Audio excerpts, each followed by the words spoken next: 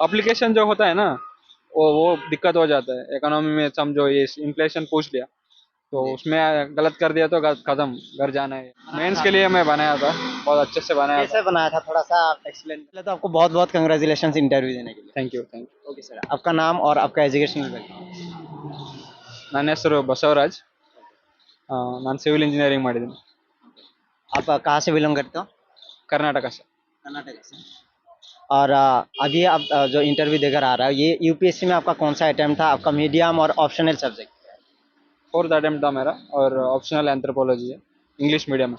English medium. Interview कौन सा था, जैसे कि आपने बताया फोर्थ अटेम्प्ट था, और पहला पहला इंटरव्यू पहला पहला इंटरव्यू, इंटरव्यू। पहला इंटरव्यू. ओके, पहला मतलब फोर्थ अटेम्प्ट में आप पहला इंटरव्यू दे रहे हो, आपका एक्सपीरियंस कैसा रहा और कैसा लग रहा है अभी आप? बढ़िया था एक्सपीरियंस तो.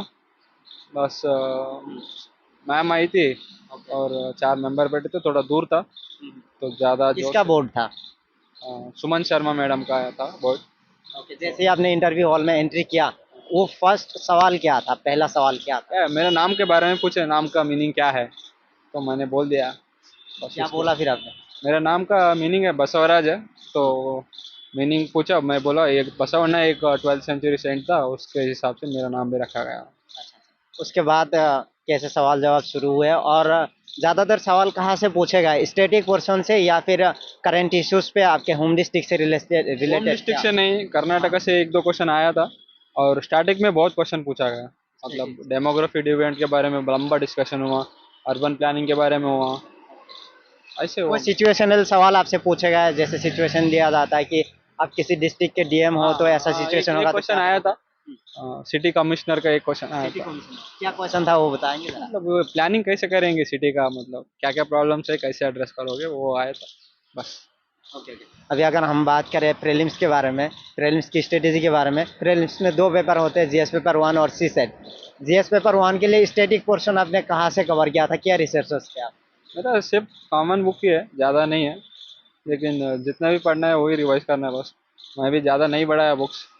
और आपने ज़्यादातर मतलब टेक्स्ट बुक प्रेफर किया या ऑनलाइन मटेरियल? नहीं, text book, text book, text book. Text book.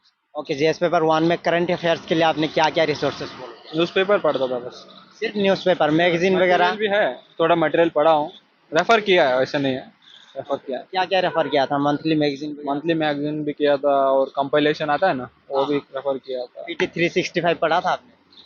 अ, पढ़ा था एक दो, बस साइंस का पढ़ा था मैं, और सभी नहीं पढ़ा, बस साइंस का और दो तीन पढ़ा था. ओके, सी सेट के बारे में बताइए। हर साल जो है हाँ, प्रीलिम्स में सी सेट टफ होते जा रहा है, जा और इस बार भी क्या जो। फायदा है इस बारे में, तो पूरे मतलब तो सर अभी अभी हम रिसर्च बात के कर बारे रहे में थे, बात कर हाँ रहे थे. हाँ, प्रीलिम्स पेपर के बारे में थोड़ा सा शुरुआत से बताइए। अभी जीएस पेपर वन में स्टैटिक पोर्शन आपने कहाँ कहाँ से कवर किया था? स्टैटिक जो बुक्स है वहीं से कवर किया, ज़्यादा नहीं किया.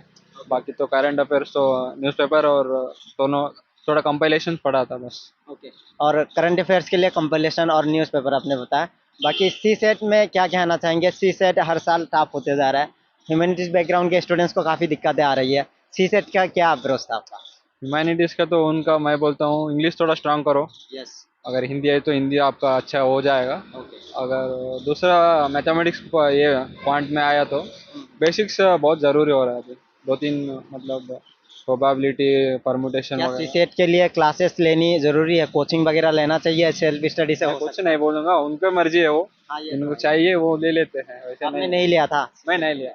ओके, सी सेट के लिए पीवाई क्यूज को कैसे आपने एनालिसिस किया है? कितने साल के पीवाई क्यूज को आपने प्रैक्टिस किया था? सी सेट को आप जैसे आप बताए बहुत टफ हो रहा है. पी वाई क्यू तो अगर 4 5 साल पहले गए तो बहुत ईजी है वो, अभी वो ज़्यादा काम नहीं आएगा. 2 3 साल का में अच्छा अच्छा आया है. मतलब 22 का देखो, 21 का देखो, बस उससे पीछे जाने से ज़्यादा मतलब नहीं है. टफनेस बढ़ते जा रहा है तो आप इजी सॉल्व करके बहुत कॉन्फिडेंट लग जाइए, उधर जाके एग्जाम में नहीं कर पा सकते, इसलिए. तो दूसरे दूसरे देखो, अगर कैट का देखो हो सके तो, और बाकी सारे एग्जाम बहुत सारे हैं, उनसे देखो. बाकी जो यूपीएससी कंडक्ट कराती है सारे यूपीएससी कोचिंग नहीं, का मतलब। यूपीएससी नहीं, यूपीएससी बहुत टफ पूछ रहा है आजकल तो. कैट आईआईएम के लिए करता है, तो दूसरा उससे पढ़ो थोड़ा थोड़ा, एक एक टॉपिक चुन चुन के, सभी नहीं. सभी पढ़ दे तो पूरा अलग एग्जाम है वो. अच्छा वो अच्छा। अलग एग्जाम है. Right right. चुन चुन के पढ़ना, उसमें बेसिक कॉन्सेप्ट बहुत इंपॉर्टेंट होता है बस. अभी जो 2024 का प्रीलिम्स होने वाला है, बहुत ही कम समय बचा हुआ है, 4-5 महीने ही है। तो जिन एस्पिरेंट्स का अभी भी तैयारी नहीं हो पाई है, वो कैसे सिलेबस को कवर कर सकते हैं इस तैयारी टाइम में? मतलब सिलेबस कवर मतलब क्या है, बेसिक्स ही पढ़ना है बस, मतलब हिस्ट्री वगैरह बस पढ़ लो। हिस्ट्री इकोनॉमी का बहुत अंडरस्टैंडिंग होना चाहिए, बेसिक मतलब बहुत अंडरस्टैंडिंग एप्लीकेशन होना चाहिए।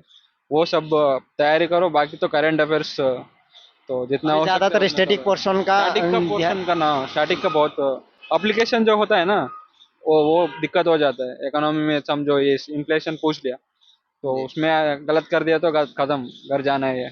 अभी अच्छा, अच्छा।